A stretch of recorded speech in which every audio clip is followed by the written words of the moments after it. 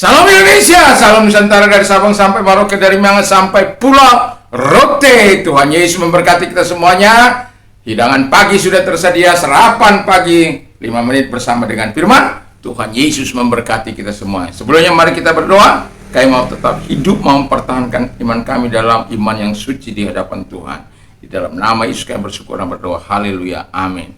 Puji nama Tuhan. Di pagi ini tema kita adalah berjuang untuk mempertahankan iman di tengah-tengah situasi, kondisi, keadaan, dan ajaran-ajaran di sekitar kita yang kadangkala menyimpang dari kebenaran Allah. Itu sebabnya kita harus setia untuk membaca firman Allah, setia untuk menyelidiki firman Allah. Jadilah seperti jemaat di Berea yang walau diberitakan firman Allah kepada mereka, mereka akan kemudian menyelidikinya sesuai dengan firman Allah. Puji nama Tuhan. Dan firman Allah akan saya ambil dari Yudas 1 ayat yang ketiga. Saudara-saudaraku yang kekasih, sementara aku bersungguh-sungguh berusaha menulis kepada kamu tentang keselamatan kita bersama, aku merasa terdorong untuk menulis ini kepada kamu dan menasihati kamu, supaya kamu tetap berjuang untuk mempertahankan iman yang telah disampaikan kepada orang-orang kudus.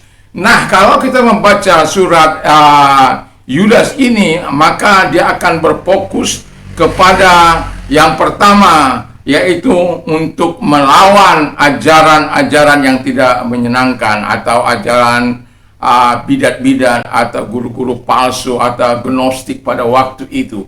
Nah, dan yang pertama mau saya katakan, fokus pada melawan apostasi itu dari kata kemurtadan atau apostate, orang yang murtad dari agama.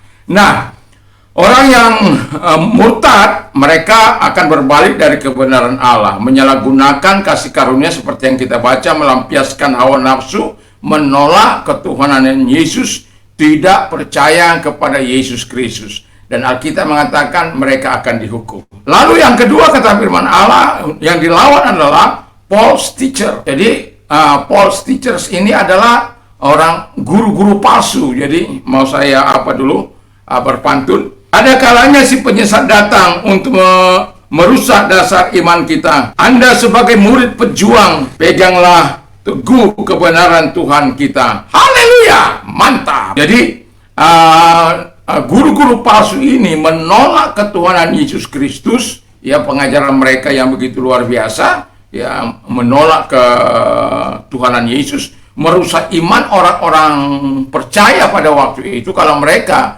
tidak teguh, kalau mereka tidak mau berjuang tentang iman mereka, maka iman mereka akan tergilas dan akan mengikuti ajaran-ajaran mereka yang bengkok, ajaran-ajaran mereka yang menyimpang dari kebenaran bahwa keselamatan hanya dalam Yesus Kristus. Mereka tidak akan lagi mengakuinya itu. Dan itulah sebabnya kita sebagai orang percaya, mari terus berjuang untuk mempertahankan iman kita, apalagi di tengah-tengah majunya informasi sekarang ini via YouTube, via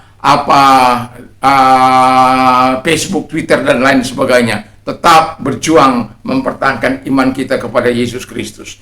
Nah, lalu kemudian orang-orang palsu ini juga akan mengajarkan tentang gnostik. Nah, Anda tahu gnostik atau mengutamakan pengetahuan, dan kalau saya membaca tentang gnostik ini, bagaimana orang merasa super, merasa hebat tentang pengetahuan yang dimiliki, dan orang-orang yang hanya orang-orang khusus dan lain sebagainya. Nanti kalau Anda mau tahu tentang heresis, tentang bidat-bidat itu, Anda bisa baca dalam Kolose 2. Nah, saya tidak akan di situ, tapi yang mau saya katakan adalah bahwa dalam gnostik itu dua hal dasar yang sangat pondasi bagi iman kita, itu mereka sangkali, mereka rusak itu. Yang pertama adalah inkarnasi.